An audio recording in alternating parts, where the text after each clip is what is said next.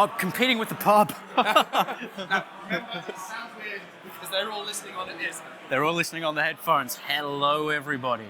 I've got a very loud voice. I'm really conscious. I'm going to blow out your headphones. If I'm too loud, scream, say something to me. Thank you so much for coming. Everyone's heading off to the pub. I'm competing with a pub. I'm also competing with, I'm not going to say the names of the other people on the other stages. I'm the best bet at the moment, seriously. Nobody else.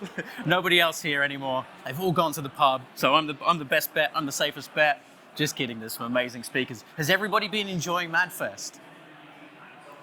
Has everybody seen some really cool talks? Who caught Sir Martin Sorrell? Pretty amazing talk. He was really cool. Really worth watching that on YouTube. Do let me know if you can't hear me. It's a little weird not having my voice feeding back to me, but I'll get used to it. We'll nail this. I'm sure we'll get this. Okay, so as was said, I'm Nick. I'm from Shootsta. I'm going to be talking about the superpower that is personalized video today. So what I might do is fire it on in and share some secrets with you. Hopefully help you unlock a superpower, hopefully. So, hello MadFest. I said that already, didn't I? Got a nice video MadFest there. I wanted to say congratulations to Jeremy. He was on fire. What an amazing talk. He's such a nice guy, and we're big fans of 23. So it's great to see that they're here as well. I wanted to say hi, Vicky. Is Vicky in the audience? Hello, Vicky. Hi, Liv. Now, actually, with Liv, we've got a Liv here. My intelligence tells me we might just have two Livs here. You should meet. You might be friends. You might get on really well. It's definitely worth catching up if you haven't. We should have two Livs. Perhaps the other Liv is somewhere out there in the crowd. Hi, Jack. Now, I at least know two Jacks that are here. It's definitely worth them getting to know each other. I think they get on really well. So, Jack, if you're here, go and meet Jack. He's a great guy. You're going to get on. I promise you, it's worth your while meeting Jack. There's definitely some business interests you'll both have there. Jack? No, I can't see any Jacks in the audience. Hello, Sir Martin? No, he's not back there either. But it would be so nice if he was here. Hopefully he's watching this on YouTube, or maybe he's streaming it at home live. So if you are watching Sir Martin, fantastic talk. It was lovely to hear you earlier on. Alexandra, are you here? I wanted to congratulate you because in your MadFest app, you actually personalized your profile. So I happen to know that you've had that hiatus in Melbourne and now you're back in London, getting back into marketing and advertising. If everyone hasn't cottoned on to what I'm doing already, I'm personalizing. This is personalizing. And this is what I'm going to be getting to the crux of. I'm going to be giving a little bit more detail on why personalization is so important. But Alexandra is getting back into the swing of being in marketing after a 2-year hiatus in Melbourne in Australia. In case you didn't pick up from the accent already, I'm an Australian too, but prefer it here. Peter, do we have any Peters? Not doing well with these, am I at all? Not a single nod, not a single hand. You know why I picked Peter? I don't even know that there's a Peter registered for this talk. But if you go through the list of all the attendees at MadFest, there's an awful lot of Peters. I think more Peters than any other name. So it was a fairly safe bet that there would be a Peter here. I could make some sort of connection with him, thank him for being here. I took a punt, didn't work. Peter, if you're out there, we love you, we love your work, and I'd love to find out what it is. Hello, Jorge, Sammy, Kevin, and Baz. They're not even here. That's my team. Always take care of your team. Now, as bizarre as it sounds and as unrelated to personalized video as it sounds, that's something I actually want to get into. Taking care of your team and leveraging your team as well as an important part of a marketing strategy. So we'll have a little look at that, and I'll explain why I'm talking about leveraging your team and taking good care of them very soon. Here's a little quote from Dale Carnegie. No, this is not the American industrialist. People keep making that mistake. He is the author of How to Win Friends and Influence People. And he said a person's name is to him or her the sweetest, most important sound in any language. When I turn my head, can you still hear me? If you can't, let me know. And I think it's a great quote. And it's a really important quote. And it's something, to be honest, that in a lot of our communication, in a lot of our personalization of our content, when we're sending it to people, that we overlook. How important that connection you can make with somebody when you just simply use their first name is. It was so sad that none of the people whose first names I called out, aside from Liv, thank you Liv for coming, aside from Liv who's there in the audience, if we didn't work together already, we'd have a really good connection after this, I'm sure, and have a great chat. But so such an important quote, and hopefully going to set the scene for a lot of what I'm going to talk about today. But as I mentioned, I'm Nick. I'm Shootsta's creative director. I'll tell you more about Shootsta at the end. You can come and meet us, contact us later on, but we're a video technology company. We talk a lot about video and we do a lot of personalization for our clients. And there's a lot we've learned about how that works that I'd like to share with you to help you take that into whatever you're doing, whoever you're marketing to. We deal a lot in the B2B space, but we also do deal with B2C clients. And we've seen some commonalities across those clients in the way they've succeeded, and they could really help you nail your customer journey and, importantly, accelerate it and keep people really engaged, really interested, and really excited about the brands that you're working with, that you're the custodians for, or perhaps the marketing managers for, whether you're agency or client side.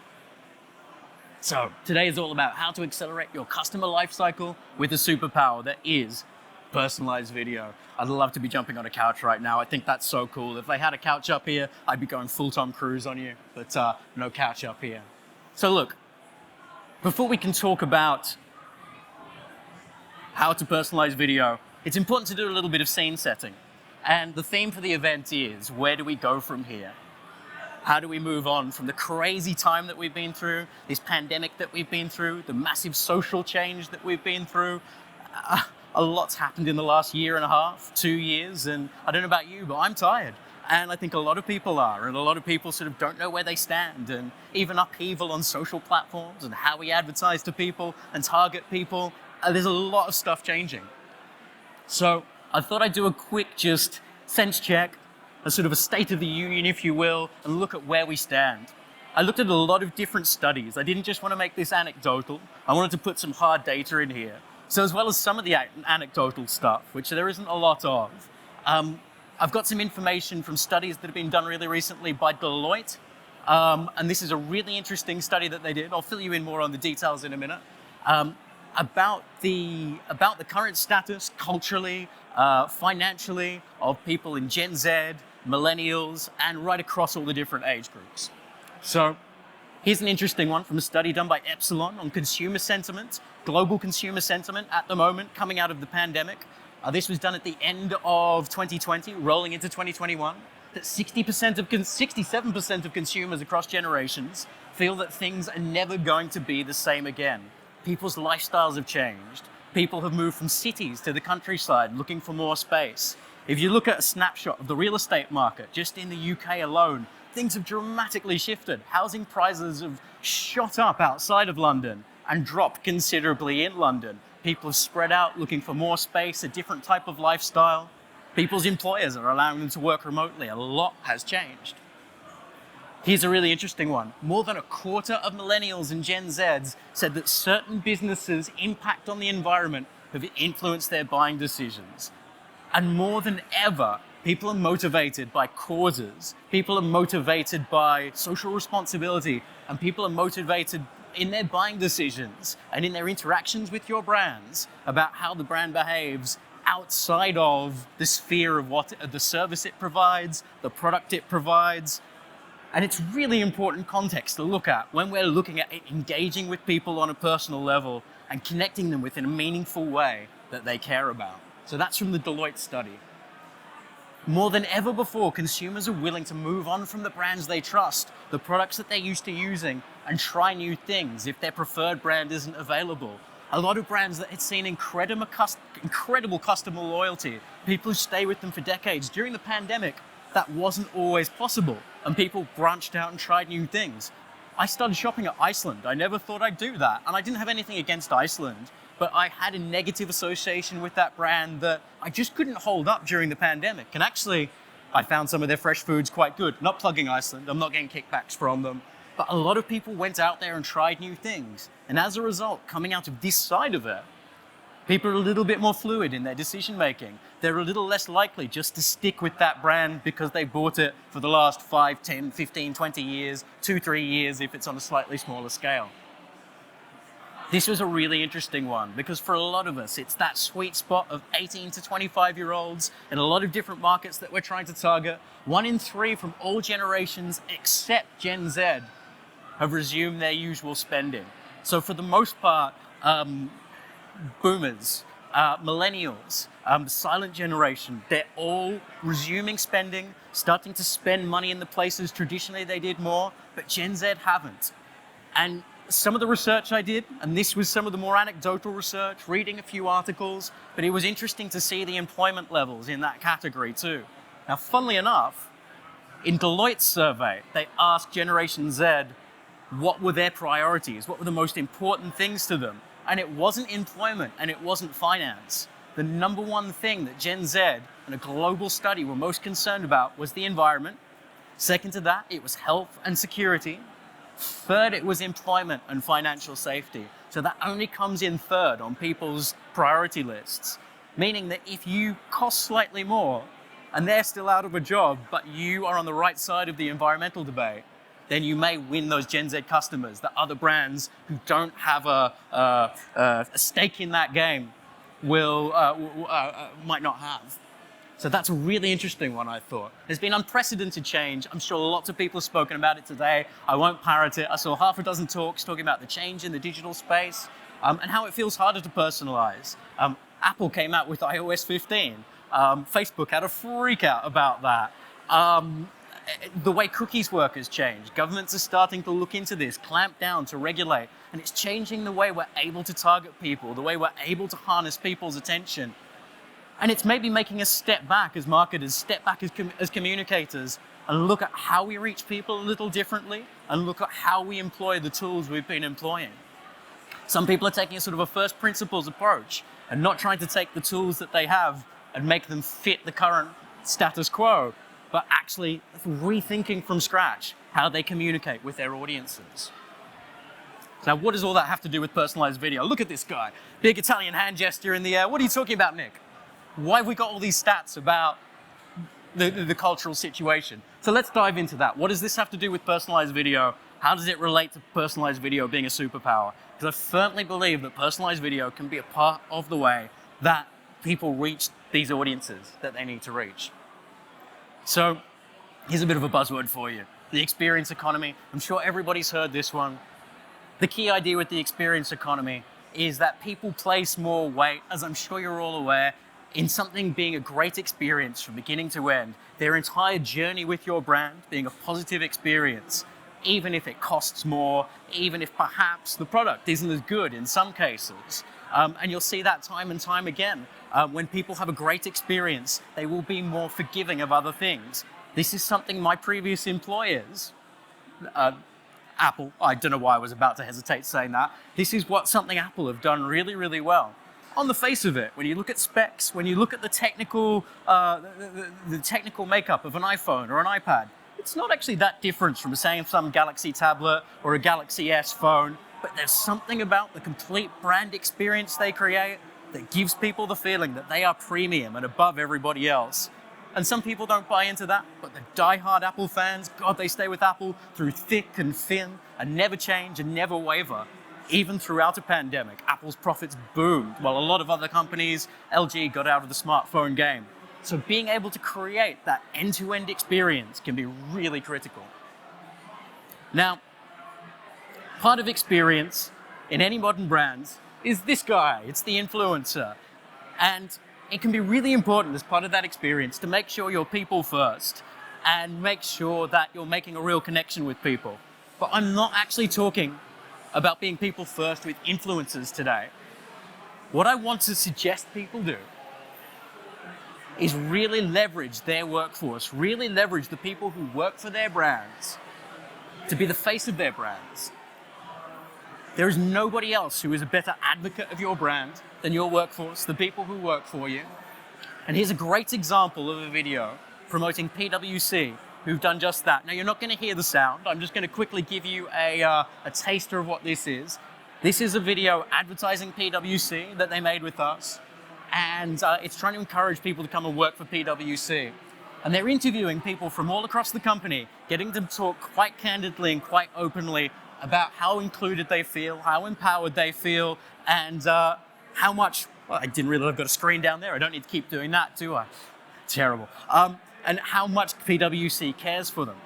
And it comes across as really honest and really authentic and works incredibly well for them.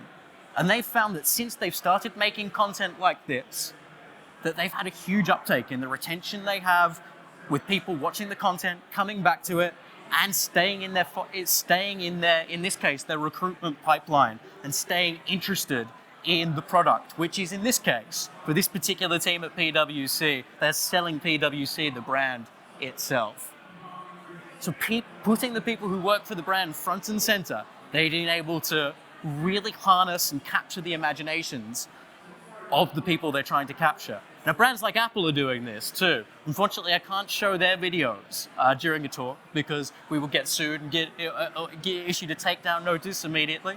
But if you look at apple.com, for every region, what they've done is they've taken their retail staff, the very frontline people, oftentimes the biggest fans of the brand, and they've rolled out a global program, a video program called Today at Apple, where they have the people from the stores presenting workshops to people at home. They always did workshops in the stores, but since they've actually started rolling that out online, they've seen huge success. And their retail stores are some of the few that at the beginning of the pandemic have seen huge spikes in people heading back in, not just to get the iPhone they dropped repaired, but people taking part in workshops, people taking part in education programs, and ultimately creating this halo of experience around the brand that is so, so powerful for them and keeps people coming back. It's an incredibly exciting thing, not only for the consumers, because they feel like they're making a one-on-one connection, but with the employees of a brand, and then for the brand itself, because it really increases engagement, it increases stickiness of your consumers as well. Now, here's another really interesting stat from Deloitte. At least 1 in 5 millennials and Gen Z said they felt personally discriminated against all of the time or frequently because of their backgrounds, which is absolutely mind-blowing.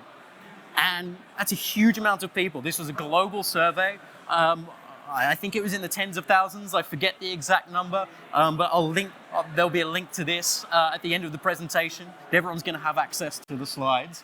And it's actually an incredible figure, and it's an incredible amount of people who feel this way.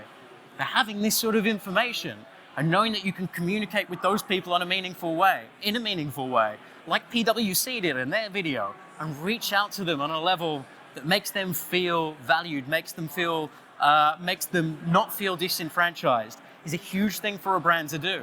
And during the last year and a half, when we had Black Lives Matter, when we had George Floyd, on top of the pandemic, all sorts of other things going on, a massive social change, a lot of brands were shying away from the conversation. And a lot of the time when you're shying away, people don't see that as this brand's not getting involved. They see that as these people don't care. They're not interested in our voice. And it's a very dangerous thing for a brand to do. And I'm not saying be disingenuous. We all know what happens when people do disingenuous stuff. We've all seen at the beginning of the pandemic, Gal Gadot's Imagine video. That felt disingenuous. We don't want to just jump on causes for the sake of it. But getting people within your business to articulate what this stuff means to them can be such a powerful thing. And it can be an incredible way to show that your brand cares and make a connection. Here's another one. Now, this is a completely different type of video. This is from Colliers. They are a real estate group. They're based in Canada, but this is from the UK office. And in this video, what they're doing is they're talking about their love of London. The voiceover is actually very sweet, quite funny at the beginning, definitely worth a watch. And again, I'll provide a link to this. But what they do is they start diving into, instead of the stats and the figures and talking about what's happening in real estate, they start off with people talking about why they love London and why. So even if they can't personalize to the degree where they're using your name, like I was at the beginning of the talk, they're bringing across personal feelings and opinions from the people who work for the company, making a very human connection with the people who are watching, and really helping those brand values sink in. You look at what their competitors are doing, nobody else in that space is anywhere near as personable or human and relatable. It's really interesting. Do we have anyone from Colliers? I know they're here, but great job. If you're not here, no one? Just checking. I did see someone from Colliers earlier on. I thought, yes, I used your example, but used you as an example even. But it's an incredibly powerful way of approaching things. So with all that in mind, there's a lot there, but how do you actually create a great personal experience? What is the key to that? So we start off by building trust. Now, any good salesman will tell you that the key to a successful sale is building trust. But what does that actually mean within the context of everything I've just spoken about there? It's not trying to address every single cause in every single piece of content that you create. but it's creating a sort of a halo of content and a brand voice that's larger than just here is what we do, here is what we make, here is what you can buy from us, that then sort of seeps into everything else. That is an incredibly powerful thing to integrate into any of your content. Now, another huge part of that trust building then, as most people will know, if at any live event like this, hosting a party at your place, meeting people for the first time in a new workplace, there are some basics that we all adhere to when we're in person and we're meeting people for the first time, but it completely goes out of the window in online content. And in fact, I've even seen some materials online urging people to stop doing this. And it's face-to-face contact, making eye contact, and smiling at people. And there are platforms out there that will tell you that putting a human face in your content is bad because it distracts people from the other stuff, the numbers that are on screen. And I completely disagree with that.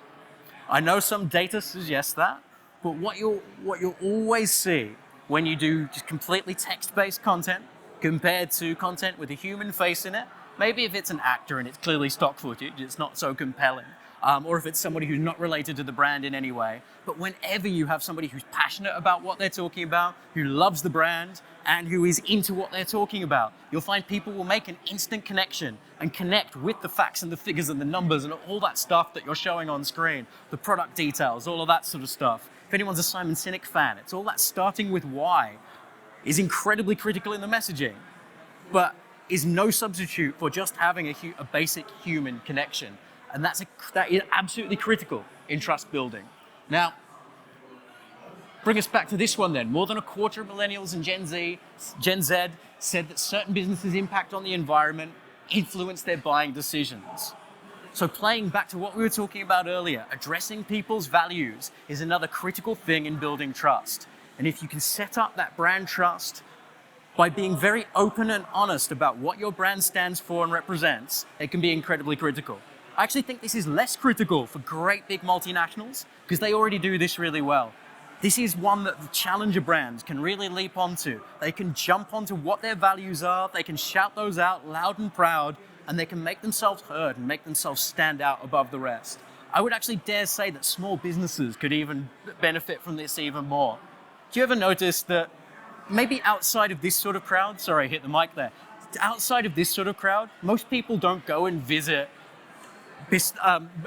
boutique cafes. They don't go and visit the local restaurant that's run by a family and been there for generations unless they've been told about it by somebody else.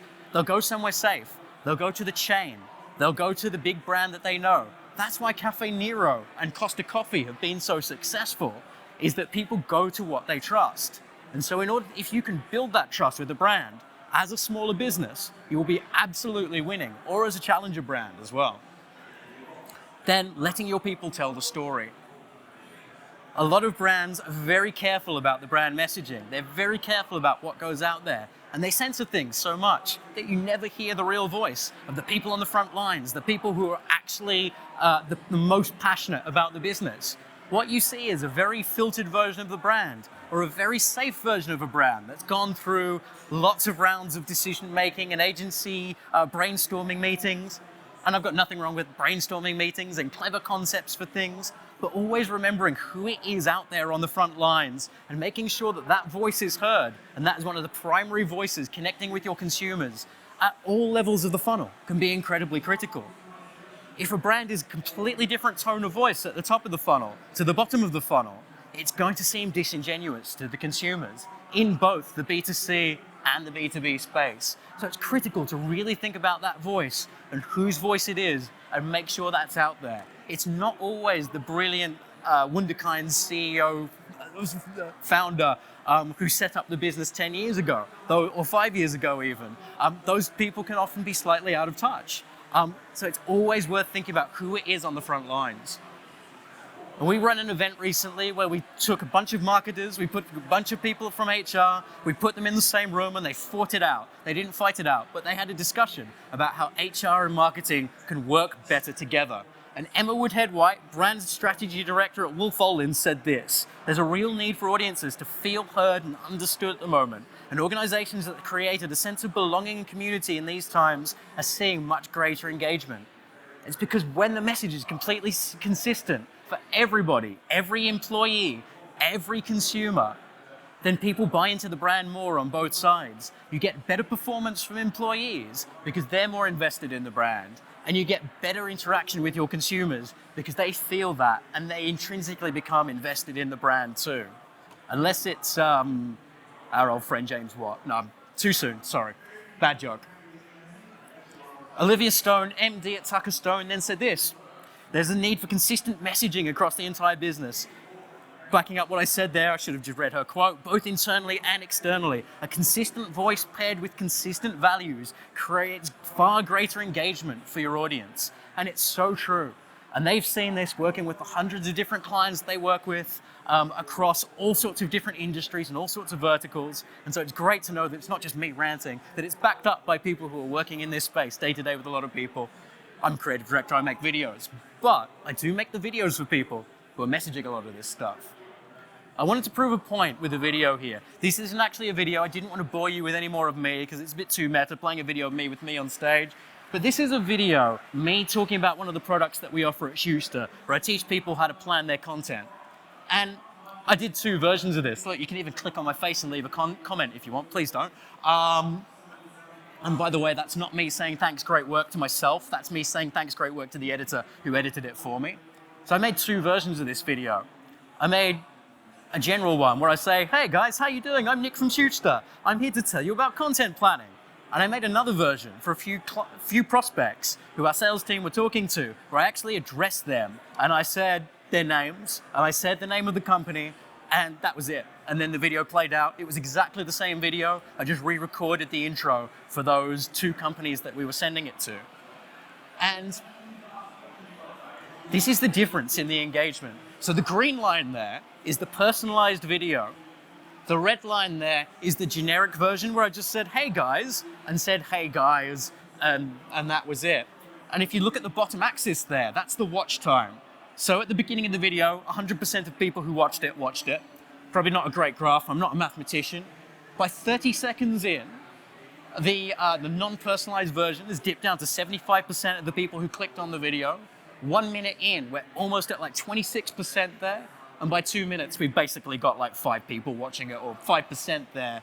And it's incredible, the difference. The only difference in those 2 videos, it was the same take used in both of them. It wasn't any difference in the way I said things, but it was because I addressed people by first name. And that was kind of the point I was making at the very beginning, where I started saying hello to everyone, hoping that those people were actually here. We had 1 person, thank you, Liv.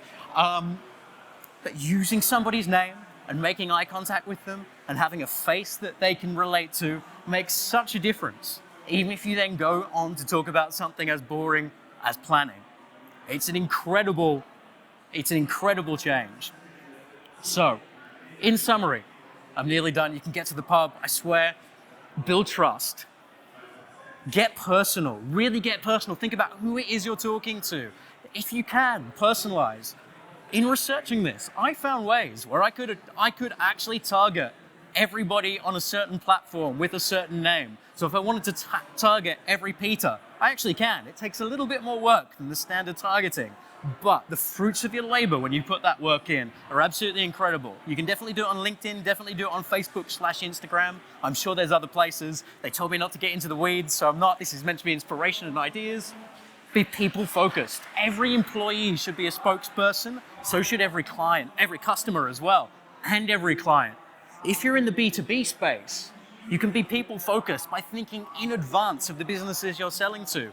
Who are their customers? What are their needs? And how can you personalize the content that you're making for your customers so it addresses the needs of their customers that they haven't even thought of? That is how we're going to get ahead. When people don't care which brand they go with, as long as it's available and cheap and there and in the moment and easy to grab. It's that stuff, that experience that is really going to resonate with people. Make it clear who you are, not just what you do. If you just say, "We sell Subway sandwiches," well, No one really likes Subway anymore. It was a thing 20 years ago. They've not really tried. And okay, Jared happened. So yeah, bad example. But, and I should stop slagging off brands, that's terrible. But they're an easy, low-hanging fruit. But make it clear who you are, not just what it is you do. To help, come and see us. We've got an awesome app. If you want a MadFest recap video with all the cool MadFest branding on it, we can help you record one of those. But we help people make video at scale. That's what we do. We help people do everything from planning to shooting to actually getting that to your consumers and making sure that it resonates with them. So thanks everyone so much for coming and staying with me. My name's been Nick from Shootsta, and here's a cool little swirly logo thing that makes a noise, because, hey, why not? Pop. Thank you. Cheers, Nick. That was excellent stuff. Now, whoa, where are you going? The bar's not open just yet. Okay. They've been open all day. Yeah, I know. Right, Nick, I'm going to one example. Tell me one example I should go and look at now, other than what you've just showed me there, that's going to make this all work for me. Tell me one thing to go look at. Oh gosh, look, there's some really great personalized content out there. I think some of the stuff that companies like Salesforce are doing in the B2B space, I think there's a lot to learn in the B2B space for B2C and how much they personalize. And as I was saying before, it really is possible. Salesforce are doing an absolutely amazing job with this. And when they're chasing people, they will send, has anybody here received a personalized video from somebody?